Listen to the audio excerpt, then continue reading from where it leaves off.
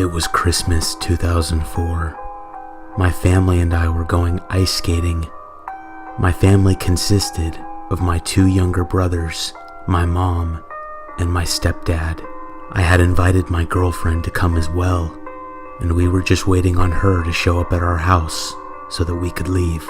She eventually made it over, and we all piled into an SUV to head downtown. The ice skating rink was packed, as it was only open at Christmas time, and it was 8 o'clock on a Saturday. After driving around the rink a few times, we found a parking spot.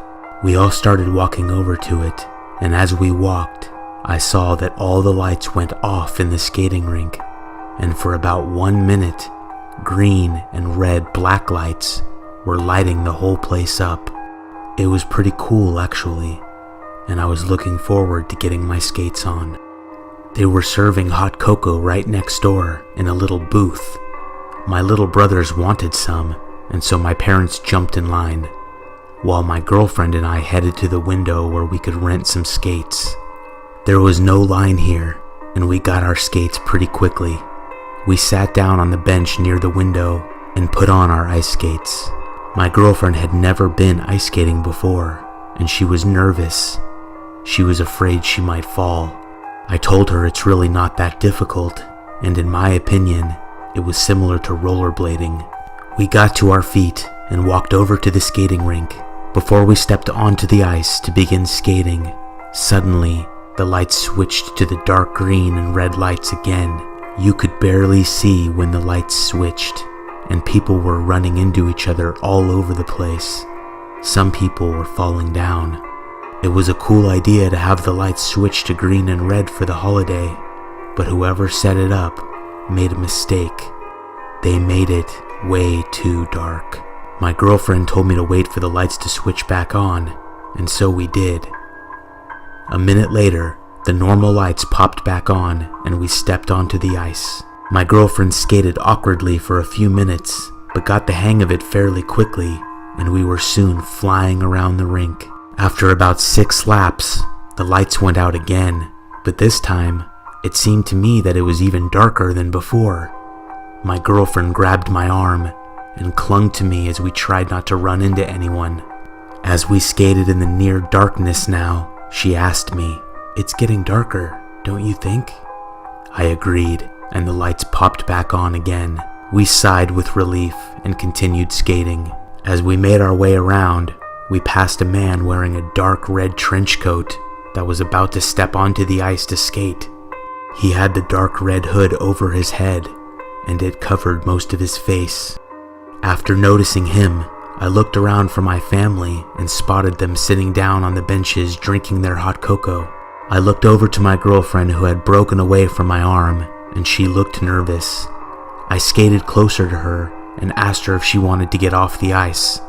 She said no, but she was worried about when the lights flipped to the dark green and red again. She was worried that they would flip off completely and leave everyone in complete darkness. As if on cue, the lights switched off, and they switched off completely. My girlfriend gasped along with many other people around us, and for the briefest of moments, everyone was quiet, and it was pitch black. It was an incredibly eerie feeling. Then, suddenly, I heard a woman scream. Then I heard commotion. The woman's screams were silenced, and then heard a man yell in a similar way, like they had just been really hurt by something. My girlfriend and I ran into a group of people, and we all fell to the ice. She started calling my name, and I could hear the fear in her voice. People were falling all around us, and then I heard another woman scream. This scream was piercing, and I knew at that moment that something was deathly wrong. The woman continued to scream when I heard another woman scream bloody murder. At this point, I could hear noises of frantic people falling, moving, screaming, and trying to escape the ice rink. I tried to stand up, but was hit by people in all directions, and my hands were sliding across the ice as I crawled. It felt like razor blades. I was hyperventilating when suddenly I felt an extreme pain in the tip of my middle finger on my right hand, and realized that somebody had skated across it. I stopped crawling and heard yet another ear-piercing scream of agony and terror. I started calling my girlfriend's name, but didn't hear a response. Somebody skated into me, their knee hitting my face hard.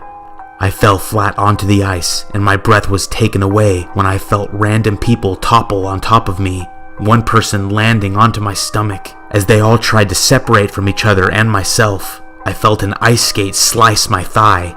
I started crawling again fast, and I could feel my finger pulsating as blood gushed from the wound. I hit a wall, and I remember feeling the tiniest relief. I called my girlfriend's name again, but once again heard no answer in the midst of screams and frantic mayhem. It sounded as if everyone was screaming now, and I thought I might have a heart attack. I stuck to the side of the wall and attempted to stand up onto my skates again. I reached my feet and started coughing. I felt somebody clip my back as they skated by me, and then suddenly I felt pain. Pain in my back. Monumental pain. The worst pain I have ever felt. At first, I thought somebody had somehow cut my back with an ice skate, but I twisted my arm and reached around to my back to feel what it was. Somebody then crashed into me, and we fell to the ice once more. Tears poured from my eyes, and screams erupted from all around me. I twisted my arm to reach my back again, and I felt it. Somebody had stabbed me.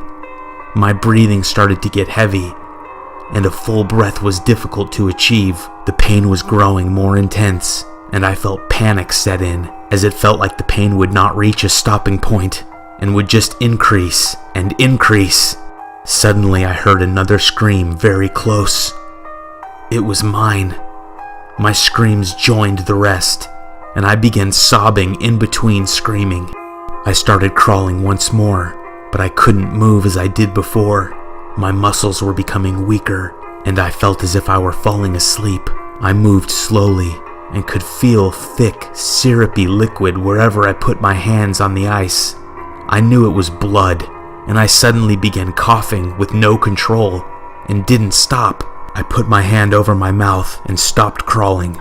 I felt blood coming out of my throat as I coughed, and it started to block my nasal passage, and I could barely breathe. The screams were absolutely ear-shattering at this point. I lay on my back and started to shiver. After a few moments, I felt people fall and trip over me once again, and I flipped over onto my stomach. After this, I looked up and could see small beams of light all over the place, and then I heard people speak. It was police, I thought to myself. They were running and tripping over people, trying to get people out, trying to help.